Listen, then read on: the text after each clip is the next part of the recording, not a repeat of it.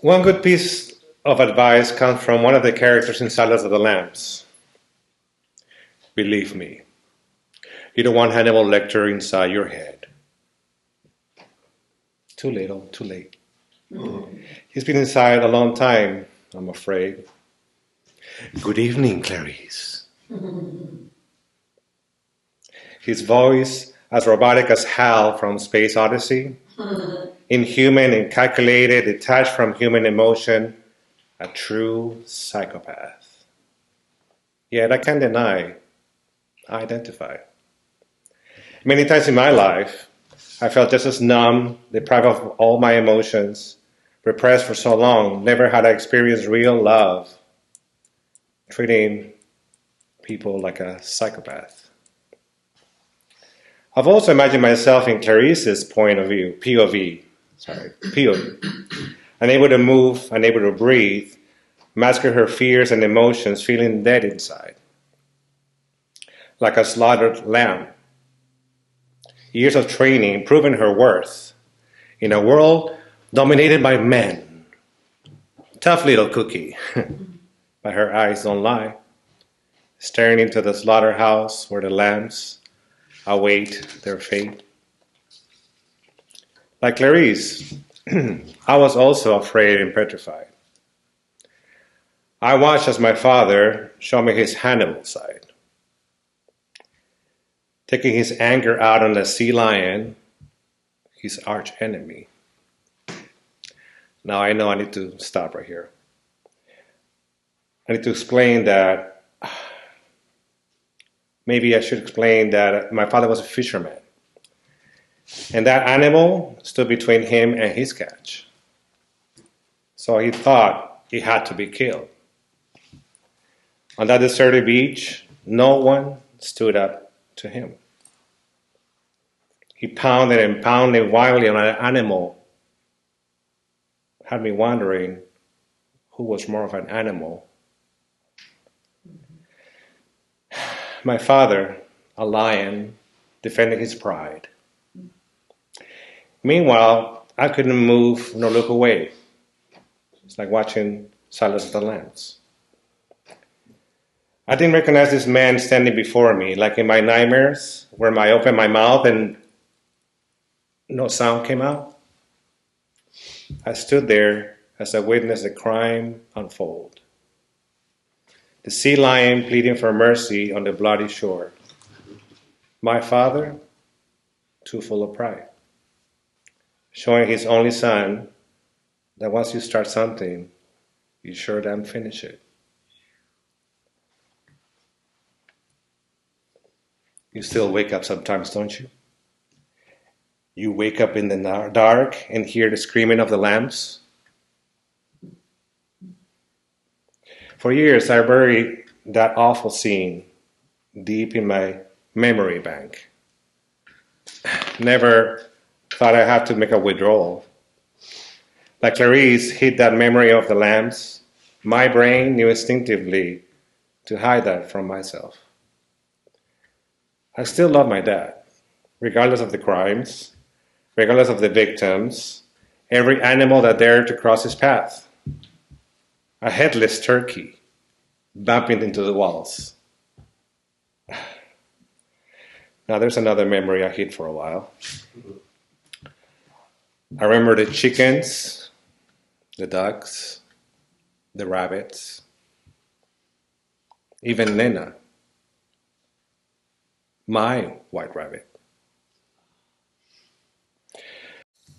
I was ashamed to admit it, but I lived with a murderer. I loved, yet also fear my dad. It's a Catholic thing.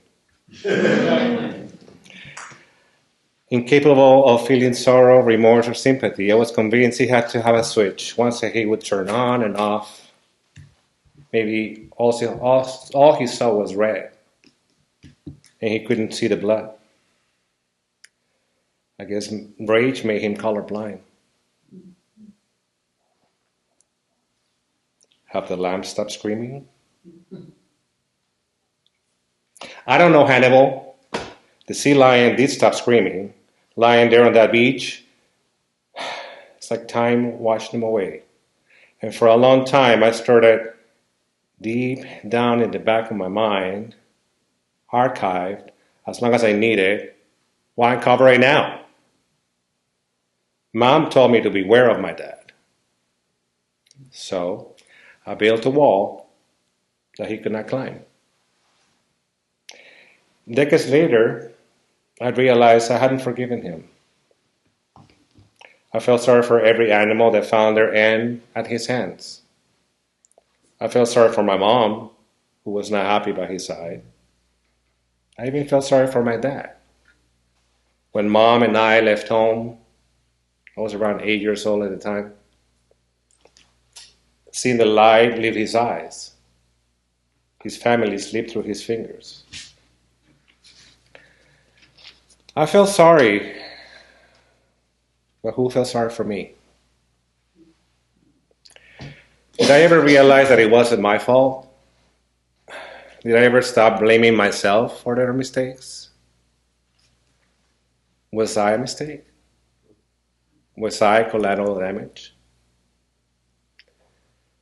The lamb was still screaming in silence. My blood boiling, yet I kept it all inside. The trauma, the tears, the fears. See, Clarice would not have allowed Hannibal to see her weakness. Tough little cookie. Little by little, I became a shadow of myself. I had eaten my very own insides, like a cannibal, devouring my heart with fava beans and some Chianti.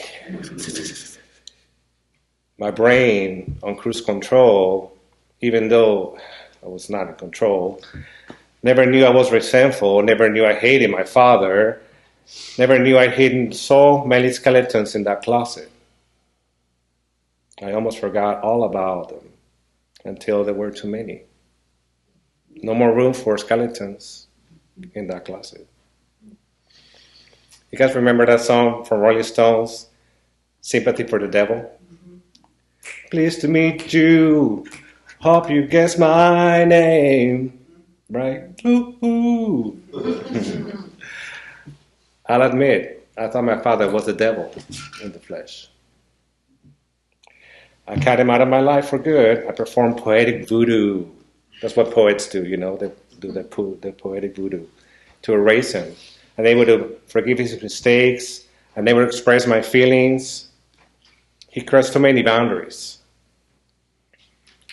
There were no redeeming qualities in my book. How could you overlook everything he had done? Until one day I realized the poison was killing me. Until I realized he was human, like me. It took me decades to finally succumb and tell him how he murdered the image I had of him. He was not a perfect man, but he was not a devil in the flesh. He was just broken. And he wasn't my job to amend. Forgiveness is for oneself. That lesson I had to learn. He's now open to listen. He's realized he's made some mistakes, just a few. He's no longer the wolf to my lamb. He's not the antagonist to my protagonist.